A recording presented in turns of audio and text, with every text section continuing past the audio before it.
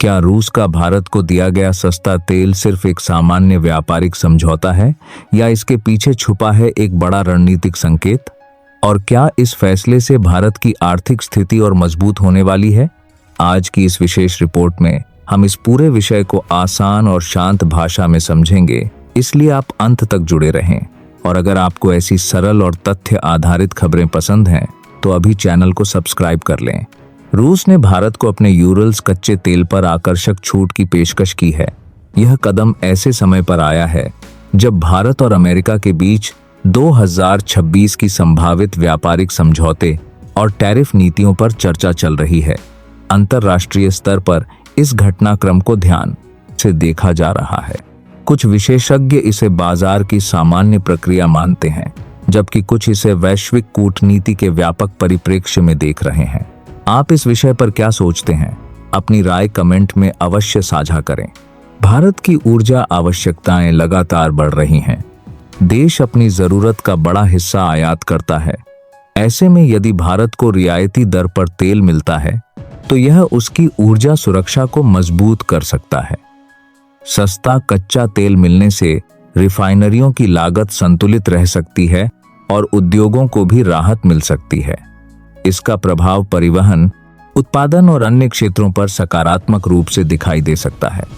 अगर आपको लगता है कि ऊर्जा सुरक्षा किसी भी देश की मजबूती का आधार है, तो इस वीडियो को लाइक जरूर करें। यह समझना भी जरूरी है कि भारत की विदेश नीति संतुलन पर आधारित है। भारत के अमेरिका के साथ मजबूत व्यापारिक और तकनीकी संबंध हैं। वहीं रूस लंबे समय से रक्षा क्षेत्र में भारत का सहयोगी रहा है।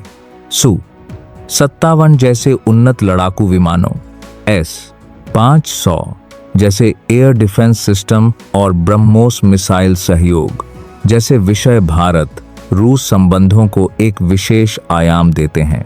इन सभी के बीच भारत का प्रयास यही रहता है कि वह अपने राष्ट्रीय हितों को सर्वोपरि रखे। विशेषज्ञों का मानना है कि भारत अब मल्टी अलाइनमेंट की नीति पर आगे बढ़ रहा है। इसका अर्थ है कि भारत किसी एक देश या समूह के साथ पूरी तरह जुड़ने के बजाय सभी प्रमुख शक्तियों के साथ संतुलित संबंध बनाए रखता है। इससे भारत को अपनी रणनीतिक स्वतंत्रता बनाए रखने में मदद मिलती है। अगर आप मानते हैं कि संतुलन ही आज की वैश्विक राजनीति की कुंजी है, तो कमेंट में अपनी सकारात्मक राय जरूर लिखें। अब बात करते हैं संभावित आर्थिक प्रभाव की। सस्ता तेल भारत की अर्थव्यवस्था को कई स्तरों पर सहारा दे सकता है।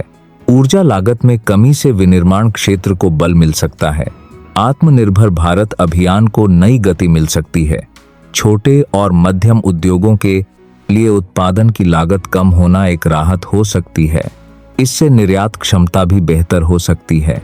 आप चाहते हैं कि भारत की अर्थव्यवस्था मजबूत बने, तो इस वीडियो को अपने मित्रों के साथ जरूर साझा करें।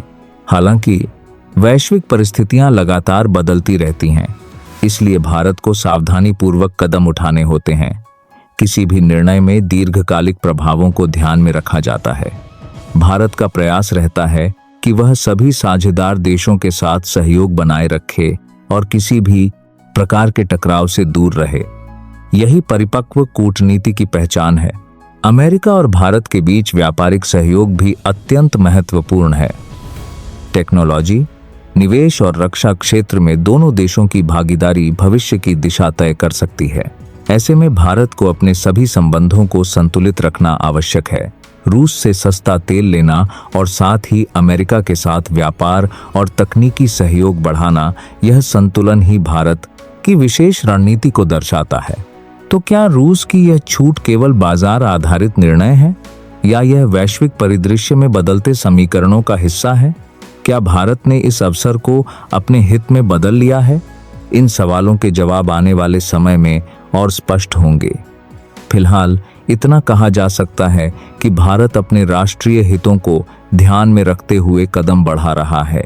अगर आपको यह विश्लेषण उपयोगी लगा हो तो वीडियो को लाइक करें, चैनल को सब्सक्राइब करें और नोटिफिकेशन बेल अवश्य दबाएं।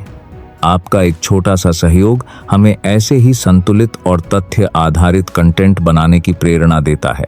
अपनी राय कमेंट में जरूर लिखें, क्योंकि आपकी भागीदारी हमारे लिए महत्वपूर्ण है। डिस्क्लेमर: यह वीडियो सार्वजनिक रूप से उपलब्ध समाचार स्रोतों और विशेषज्ञ विश्लेषणों पर आधारित है। इसका उद्देश्य केवल जानकारी प्रदान करना है। किसी भी देश, संस्था या नीति के पक्ष या विरोध में प्रचार करना इसका उद्देश्य नहीं है।